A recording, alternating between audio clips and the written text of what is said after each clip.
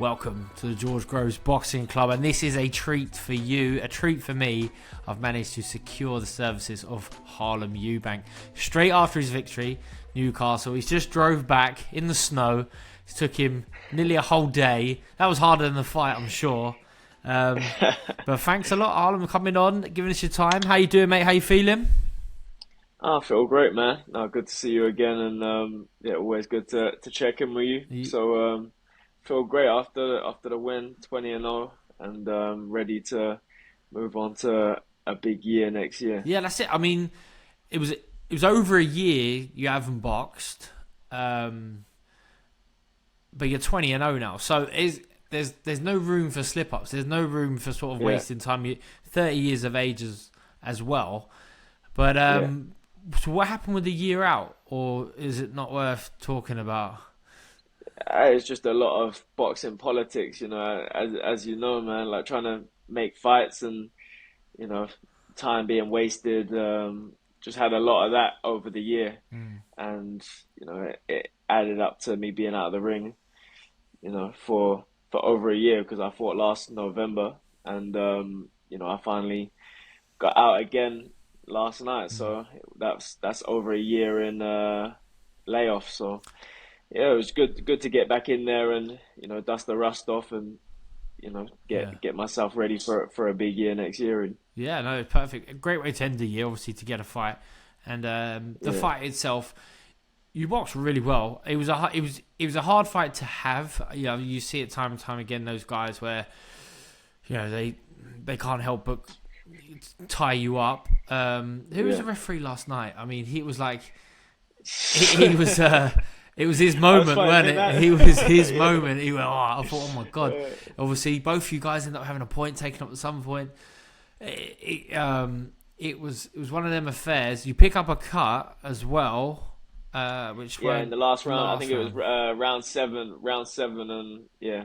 Um, so it was the second to last round. But the chap you're fighting, Just a clash of heads. Erg- Erdogan, I hope I said that right, a Frenchman. He, Yeah, yeah, I mean, he's fought at a bigger weight than you, and you're moving up yeah. recently. So whose idea was that? I mean, I think it was a good matchmaking ultimately, and it was a good run out for you. But yeah, big dude to try and Yeah, I don't ask too many questions. I just, fight whoever's in front of me, yeah. So, big guy, um, a fully fledged welterweight that's fought up at middleweight and stuff before. Mm. So, a good solid test to get in there and get the cobwebs off and yeah, come out victorious against a big, strong, physical dude that's former Mm. French champion. I think he's won a few French championships a couple times as well. So yeah, good solid test Mm. to come back in after a year off and get the job done. So Yeah, well, a messy one, but yeah, but so you're the Eubank with a lot of boxing skill. You know, I think all the Eubanks have had a lot of boxing skill, but yours, you've got a little bit more flair in a different way. Maybe in like I don't want to say classy way, like the rest isn't classy. It's all classy, but like you're like a boxing man's boxer. I mean, you box neat and tidy. There's yeah, great balance to you, great positioning. You hold your form really well. I said, like as you're moving up in weight, you're going to punch harder. And it looked yeah, like you physically stronger, but it wasn't going to pay that dividend because you was in there with a big guy anyway. Plus, you just kept yeah. clashing. How was that feeling? Like, what? Tell me, like for you, when you come out first round, what's in your mind as the fighter? What are you thinking? I was thinking I was catching him with some clean shots, but the way he was kind of trying to grab me at any moment, it was difficult for me to do my work, and the ref kind of setting about it from round one. Every time we was tied up, because he was initiating the clinch. He would I'd kind of try and free my arms, and he'd tell me to stop putting my arms up or whatever. So it's like the things I was trying to do to make it evident that I wasn't trying to tie up were kind of going against me as Yeah, well. So it was yeah, like it was like I was fighting two people in there. Yeah, To be honest, like but paranoia kick in there because you don't want to have a point taken off. You can see it was really quickly he came in with warnings. He's like, no more of this, no more of yeah, that. But you're like, ref, what? I can't do anything. It's not my fault. What? Tell me what to do and I'll do it. yeah, exactly. Yeah, like I thought, it's sometimes when you're sitting outside, especially on Channel 5, and the commentary is usually, it's not too boxing specific. It's more general because it's for a lot of, it's for the Yeah, masses. It's hard to tell, like, so in many ways, like what's going on here. But yeah, yeah, I mean, you caught him with some real good shots, some real good classy work, and it's not just like you only yeah. have one shot. You land with the left hand, with the right hand, you land to the head, you land to the body. Anything? What would you learn most from that fight, or do you need a few more days to process it and watch it back? I think I mean I haven't watched it back yet, but I definitely I definitely felt a lot of things like timing and stuff from being out the ring for so long um, that I could have connected more. I could have the shots that were landing. I could have thrown a lot more Mm, of them shots, and made it more difficult for him to make it messy. mm. I could have emphasized that a bit more, but yeah, it's a year out. Sometimes the timing, um, the distance, things like that, they make it a bit more difficult. But You a it's thinking guy? Would you overanalyze being out the ring for a year, or you just every day's another day, it's just business as usual? I go there and do my thing. yeah, I think a bit of both. I've been in the gym for so long preparing for a fight that I think sometimes you not go stale, but you're preparing so many times to fight that you need to actually get in the ring and more often than once a year. You need that ring activity Mm. to get used to it. And yeah, I think I done a interview with someone that said in 2022 I fought 4 or 5 times. 2023 I fought 3 times. And this year I fought once. So Mm. it's I think you need that activity to produce the to show the best of yourself. And it was just one of them things. I think get it out of the way and get into them big fights next year where I can show the best of myself. What are the big fights next year for you, Harlem? What are you looking at? I want the fight, ultimately the fights that take me closer to world title opportunity, um, but also the domestic fights along the way. The Adam Azim, the Dalton Smiths, the Conor Benn fights.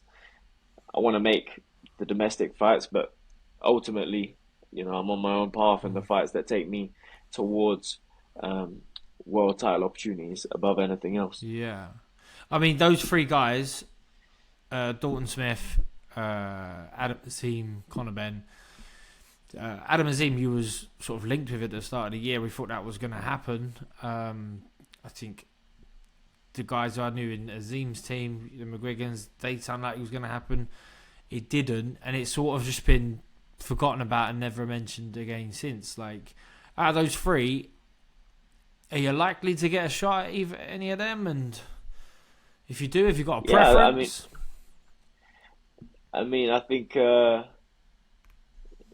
preference, nah, like it's whatever lines up, and ultimately, above them as well. I want the fights that are taking me towards world title opportunity. Obviously, them fights domestically, I don't know which ones have the belts or which ones are lined up for belts. So, Mm. um, Have but you yeah, have you ultimately the spoke with your fights. team or the guys, the Wasserman guys, or anything?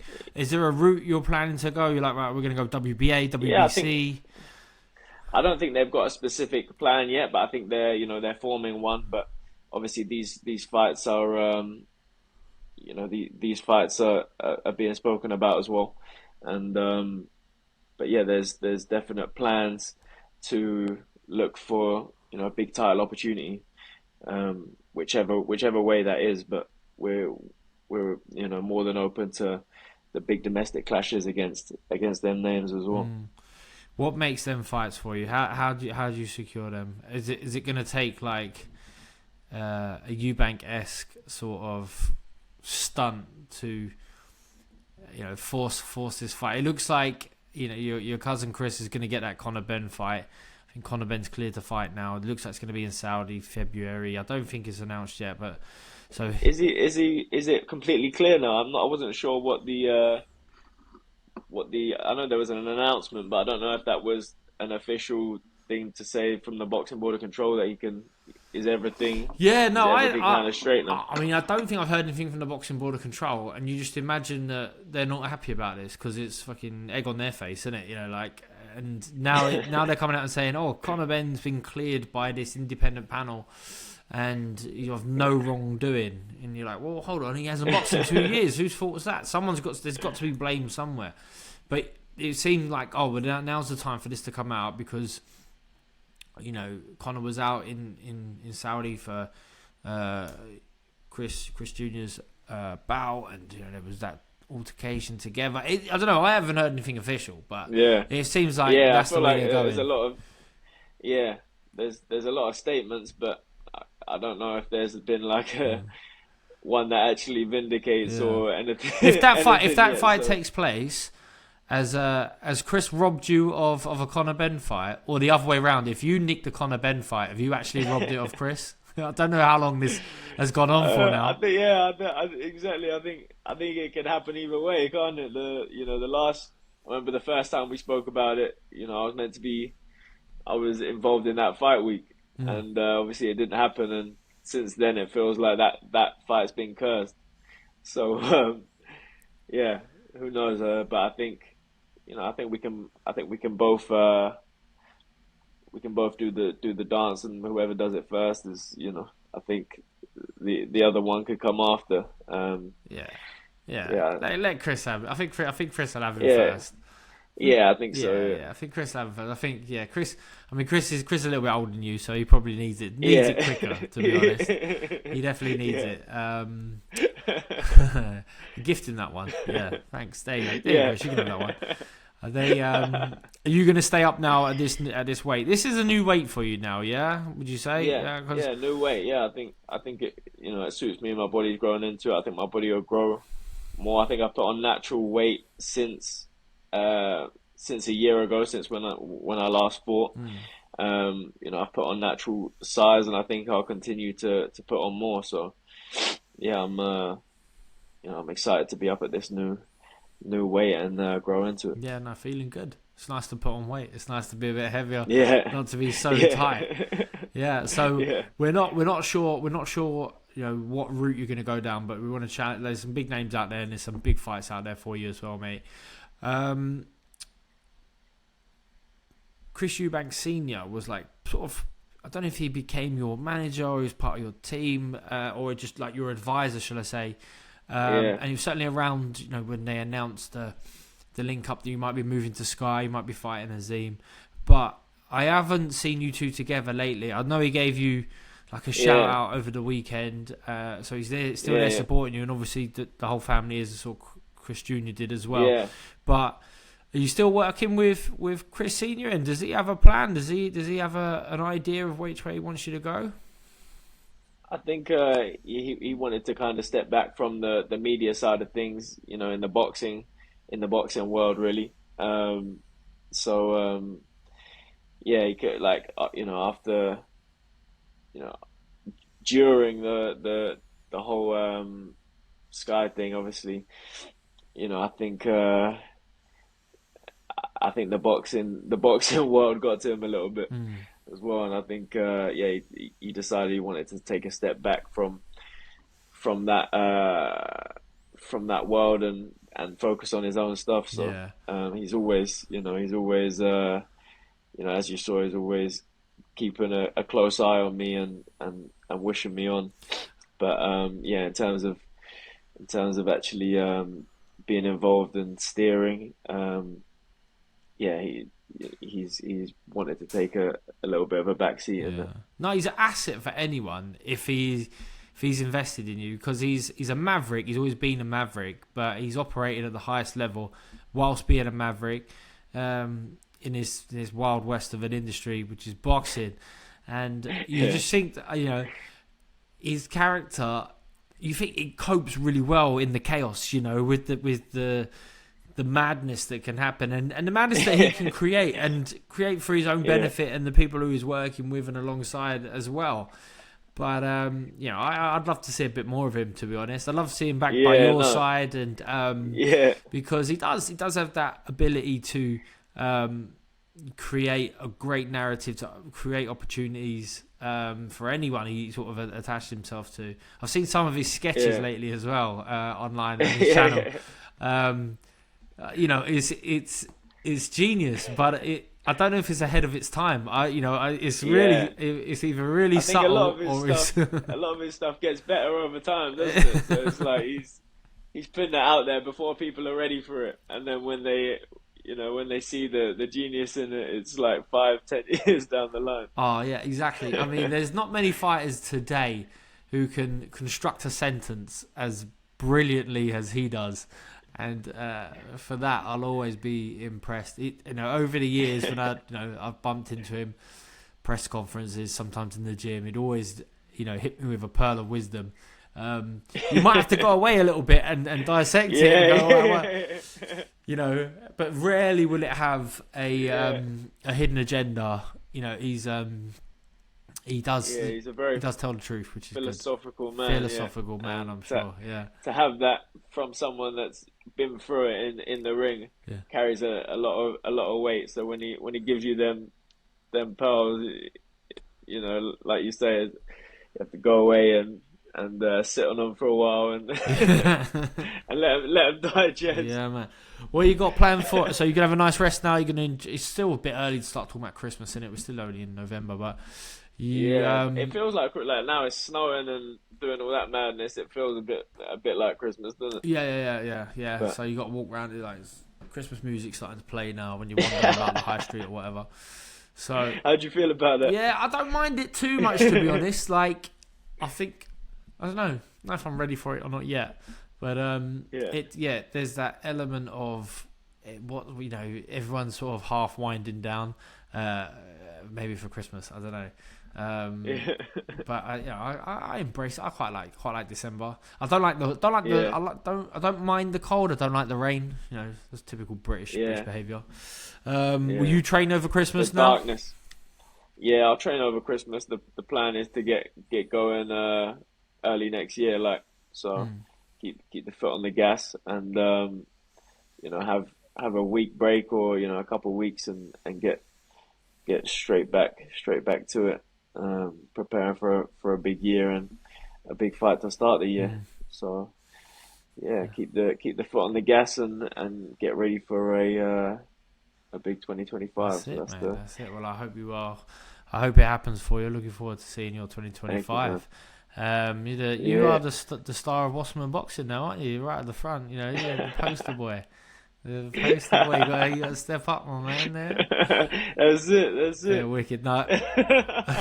Harlem, you're a gentleman, mate. Thank you very much for your time tonight, and I hope to see you soon. Definitely over Christmas. If you want to get in the gym, we'll get something done. Or if that'd be class. Yeah, good man. Yeah, definitely, man. No, I look forward to it. Wicked. Take care. Cheers, George. Nice one, mate. Speak soon, mate.